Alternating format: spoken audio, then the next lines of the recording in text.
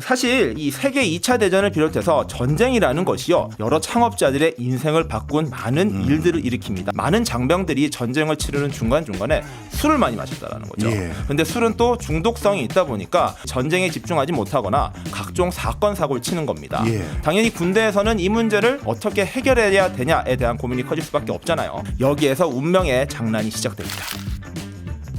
위대한 기업가의 파란만장한 사업 이야기를 만나보는 브랜드 메이커스 시간입니다. 추동훈 매일경제 기자와 함께합니다. 어서 오세요. 네, 안녕하세요.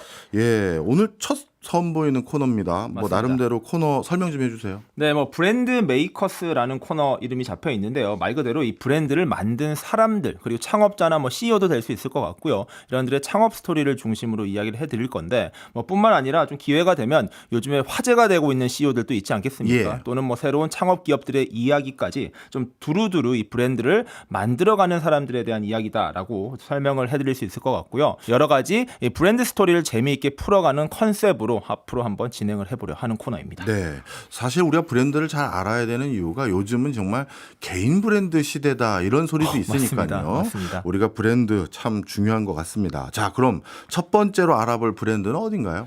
첫 번째다 보니까 좀 고민을 많이 해봤어요. 그래도 좀 재미가 있어야지 또 다음에 또 기대가 되시고 하실 테니까. 이해 없습니다. 우리 재미없으면. 그래서 좀 준비를 좀 해봤는데요. 퀴즈를 한번 내보도록 하겠습니다. 사실 미국에서 지금 대선이 한창이지 않습니까? 그러면서 민주당에서는 여러 대권 인사들 그리고 전직 대통령들의 메시지도 나오고 있는데, 미국 최초의 흑인 대통령, 버락 오바마 대통령이 있죠. 이 대통령이 처음 해본 아르바이트가 무엇일까요? 라는 질문을 한번 해보려 하는데요. 혹시 교수님은 아르바이트 같은 거 좀 해보신 기억이 있으신가요? 그럼요. 대학교 때는 다 하지 않습니까? 맞습니다. 그래서 이 오바마가 첫 번째 해본 아르바이트, 어찌 보면 돈을 번 수단이 무엇이냐라는 질문인데요. 잘 알려져 있다시피 버락 오바마는요, 태어나고 유소년기를 하와이에서 보냈었습니다. 그랬던 버락 오바마가 다시 미국 본토에 갔다가 오랜만에 하와이를 방문해서 자기가 했던 첫 번째 아르바이트에 대한 이야기를 한 적이 있습니다. 그때 메시지도 있었는데요. 손목이 아팠고 화려한 직업은 아니었지만 책임감과 근면, 그리고 친구와 가족 및 학교와의 균형에 대해서 교훈을 얻었다. 이번 첫 아르바이트를 통해서 내가 나라를 경영하는 데서도 큰 시사점이 있었다. 이런 메시지를 던졌었는데요. 그렇게 들어보면은 굉장히 또 대단한 아르바이트였나라는 생각도 들기도 하는데, 사실 오늘의 주인공 바로 이 브랜드의 아르바이트 가게에서 일을 했다라는 것이 핵심인 것 같습니다. 어느 가게인가요? 바로 이 아이스크림 브랜드죠. 이 베스킨라빈스라는 회사에서 이 오바마 대통령이 일을 했다라는 것이 굉장히 유명한 이야기입니다. 네, 저도 베스킨라빈스 좋아하죠.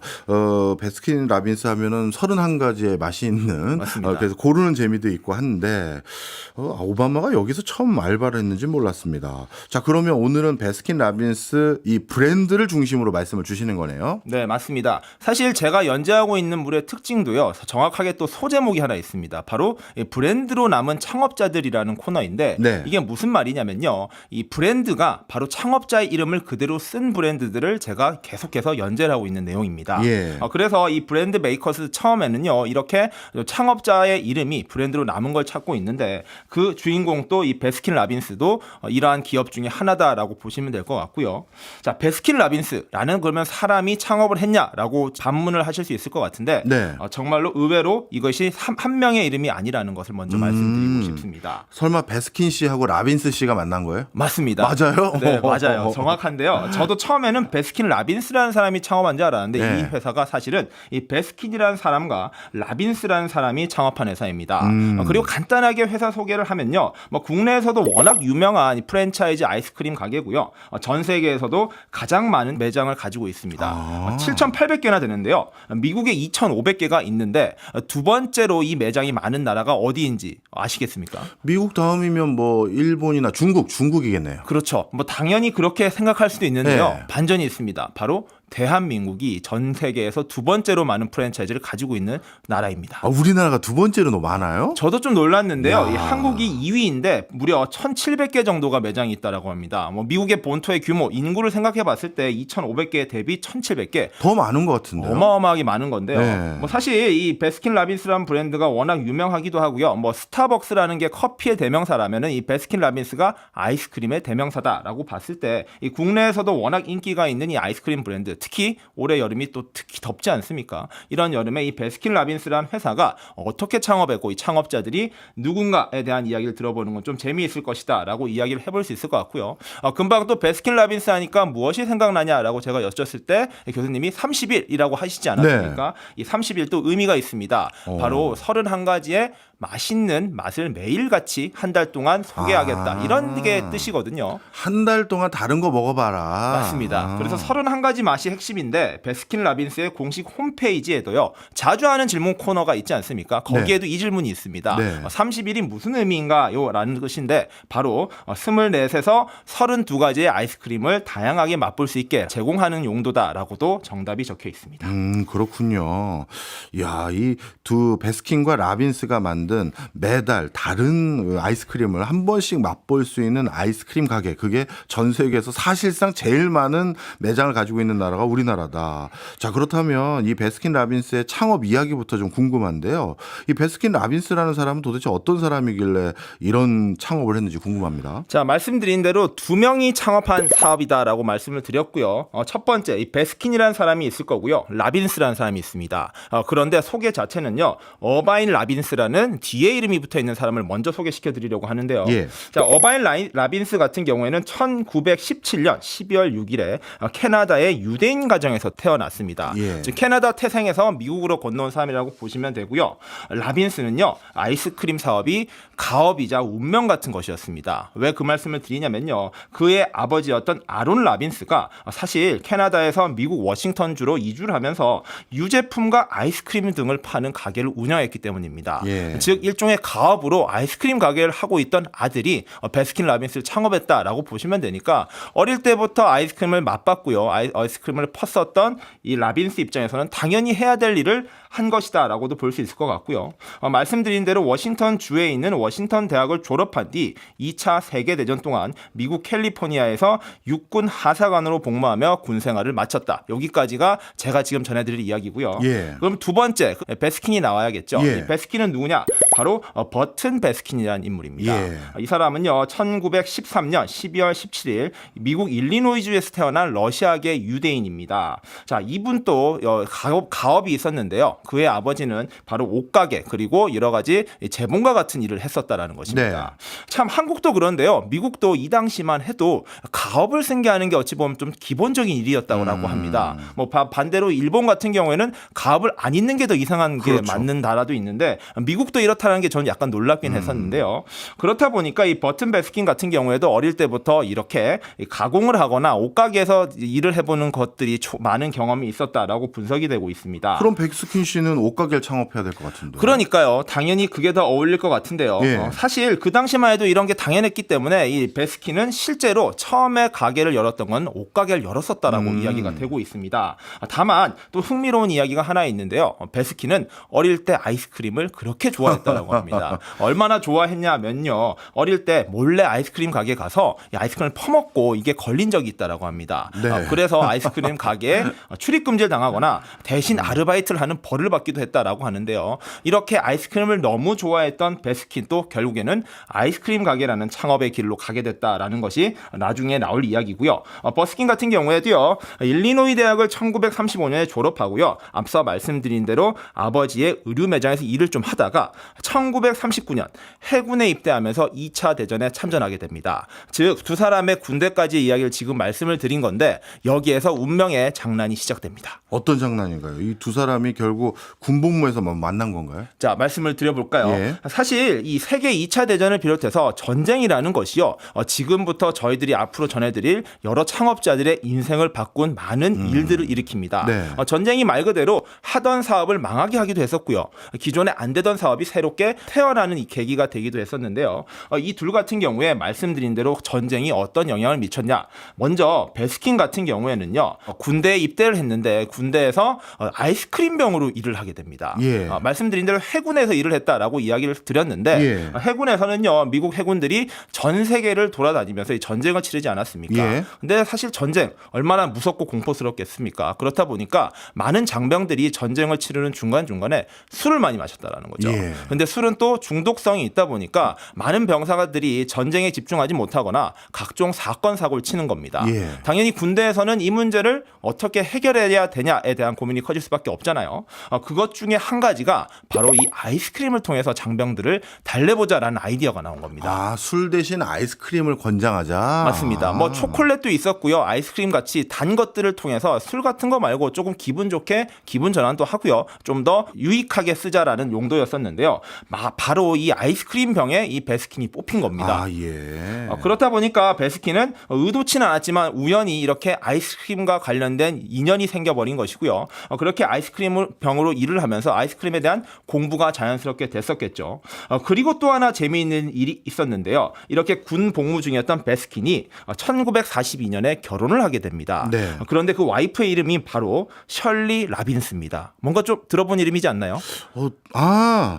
어바인 라빈스하고 뭐 남매지간? 맞습니다. 바로 어바인 라빈스의 여동생을 만나게 된 것입니다. 즉 자신의 와이프의 오빠가 이렇게 아이스크림 가게를 이어받고 있는 아이스크림 가게의 사장이 됐었던 것인데요. 네. 군대를 갔던 베스킨은 우연한 기회에 결혼을 하게 됐고 그리고 일도 아이스크림을 접하게 됐고요. 이와 더불어서 같이 평생 일을 하게 될 동반자까지 만나게 되는 계기가 발생한 것입니다. 버튼 베스킨의 아버님 걱정이 되네요. 기껏 옷 만드는 거 알려줬는데 장가 가더니 이놈이 아이스크림 가게를 열었다. 그래서 결국 전쟁 끝나고 바로 아이스크림 가게를 연 건가요? 정말로 그렇게 됐습니다. 먼저 라빈스를 살펴보려 하는데요. 1945년에 미국 육군에서 제대했던 그는요.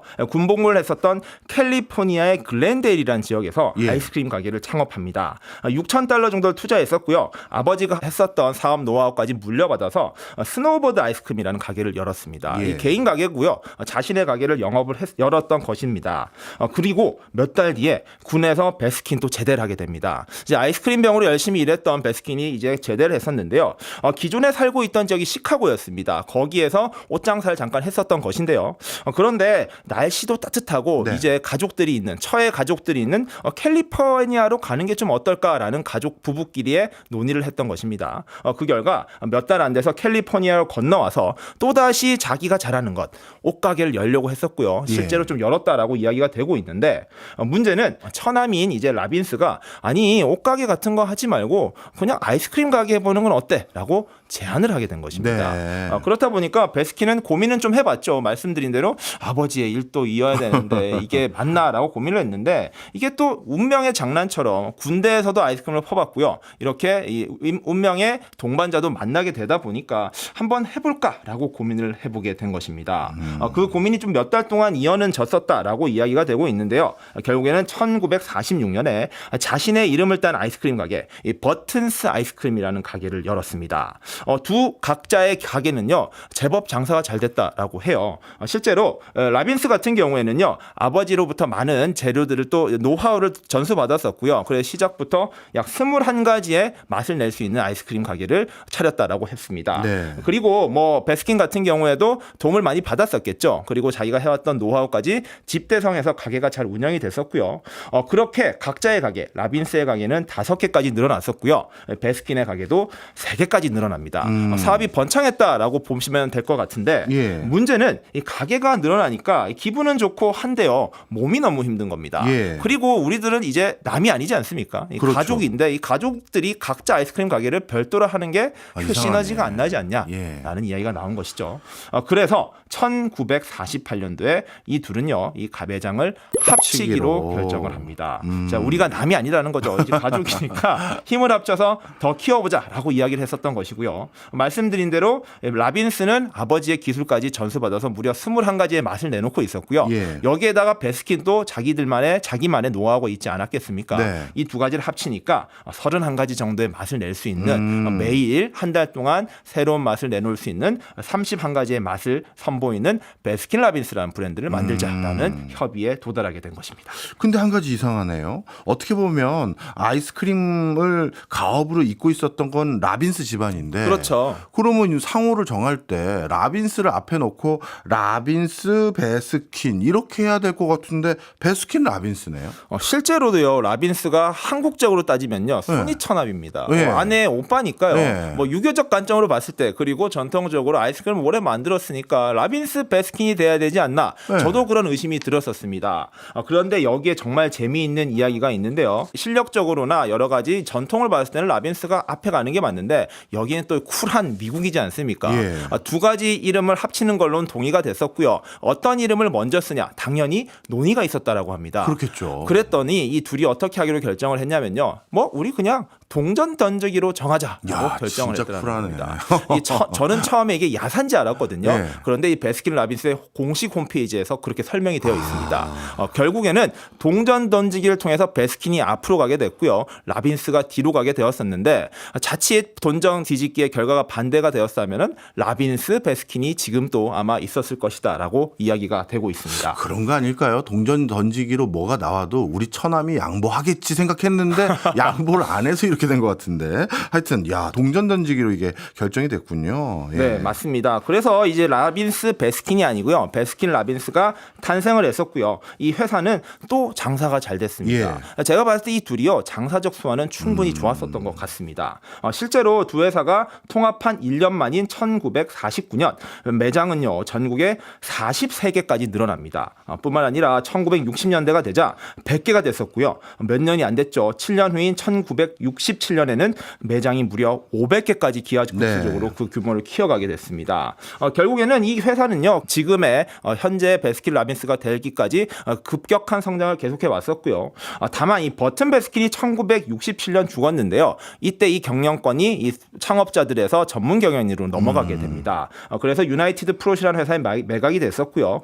그 이후로 회사 주인은 여러 번 바뀌었었는데 지금은 알려져 있는 대로 던킨과 같은 회사에 들어가 있고요. 이 회사도 또 매각이 되어서 현재는 미국의 외식업체 그룹이죠. 인스파이어 브랜드에 소속되어 있는 회사입니다. 네. 뭐 여기에 더해서 조금만 더 말씀을 드리면 이 국내에는 1985년도에 진출을 했었고요. 생각보다 일찍 들어왔네요. 맞습니다. 이때 생각보다 많은 외국 기업들이 국내에 들어왔었는데 이 제빵 왕국 이 파리바게트를 가지고 있는 SPC 그룹이 이 손을 합쳐서 회사를 만들었고요. 예. 그래서 베스킨 라빈스 BR이죠. BR 코리아라는 회사를 통해서 프랜차이즈로 운영 중인 상황이고요. 앞서 말씀드린 대로 전 세계에서 두 번째로 많은 매장이 한국에 있습니다. 네. 다만 최근에는 건강에 대한 관심과 여러 가지 아이스크림에 대한 부작용에 대한 우려 때문에 요즘에 좀 영업이 어렵다라는 이야기는 하고 있는데 요즘에 혹시 올해도 베스킨 라빈스 드셔보셨나요? 요즘은요 무슨 생일날 아이스크림 케이크 살 때도 그렇죠. 있잖아요. 네네. 그때 좀 많이 가는 것 같아요. 맞습니다. 뭐 워낙 아이스크림에 대한 경쟁도 치열해지고 있고요. 그렇다 보니까 베스킨 라빈스의 국내 지점에서도 여러 가지 리모델링을 하거나 분위기가 굉장히 많이 바뀌어 있습니다. 저도 올해 들어서 가본 매장들은 좀 새롭고 신선하다라는 생각이 들었었는데요. 예. 여기도 이제 적당히 머물러서는 안 된다라는 이야기가 나올 만큼 계속해서 관심이 커지고 있는 상황입니다. 네. 물론 이 두 분이 뭐 아이스크림의 장인이기도 하겠지만 뭐 말씀 주신 내용을 봤더니 1940년대부터 60년대 중반까지 미국 경제 정말 좋을 때니까 그렇죠. 그때 승승장구한 것 같은데 그럼 당연히 기업도 승승장구했으니 창업자들도 잘 나갔겠네요. 맞습니다. 사실 제가 이 베스킨 라빈스라는 브랜드가 지금까지 또 어떻게 성장했나 또 한번 이야기를 풀어보려 했는데 그러면 예. 분량이 좀 너무 많은 것 같고 예. 이 창업자들의 이야기를 한번 해보려 하는데요. 말씀드린 대로 좋은 경제 호황기에 사업은 계속해서 번창했었습니다. 아까 숫자로도 말씀을 드렸었는데 이 승승장구했던 베스킨 라빈스에도 어두운 이면이 있습니다. 말씀드린 대로 버튼 베스킨이 1967년도에 돌아가셨다라고 말씀을 드렸잖아요. 그때가 사업이 한창 번창했을 때였고요. 나이도 50대 중반밖에 안 됐습니다. 근데 그때 그의 몸무게는요 100kg가 넘어가는 고도 비만이었다라고 해요. 아이스크림을 너무 좋아해서 너무 많이 먹다 보니 생긴 부작용이었고 심장마비로 갑자기 사망한 것입니다. 그리고요 같이 창업했던 어바인 라빈스 같은 경우에도 2008년까지 90살까지 살았지만 고혈압이나 당뇨 등과 같은 다양한 건강 문제 때문에 말년까지 고생을 거듭했다라고 합니다. 그래서 앞서 말씀드린 대로 이 둘은요 창업한 지 약 20년이 안 된 시점에 회사를 매각해버리고 손을 털어버렸는데요. 네. 그렇다 보니까 업계에서는 그리고 산업계에서는 왜 이렇게 됐냐에 대한 의문도 있지만 이 창업을 했던 사람들이 건강 문제가 생겼다라는 점이 어두운 면이라는 것 아이스크림의 단점이라고 이야기가 되고 있고요. 많이 드셨나 보군요. 그렇군요. 것 같습니다. 아. 그래서 재미있는 일이 있었습니다. 잘 알려져 있는 이야기이기도 한데요. 베스킨 라빈스의 창업자인 라빈스의 아들 존 라빈스 같은 경우에는요. 예. 이 대규모의 사업을 상속받을 수 있었는데 상속을 포기하고 와. 환경운동가의 길을 들어갔었습니다. 그래요. 이때도 뉴스가 많이 나와서 화제가 됐었는데요. 예.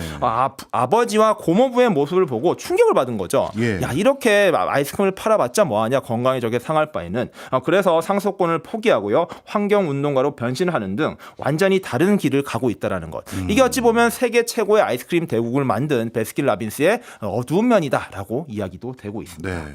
아유, 아이스크림도 절제해서 먹으면 좋은 건데 뭐 굳이 이렇게 상속까지 다 포기하고. 맞습니다. 야, 우리가 알고 있는 친숙한 브랜드 속에 이런 이면이 있었는데요. 주 기자님 오늘 감사합니다. 네, 감사합니다.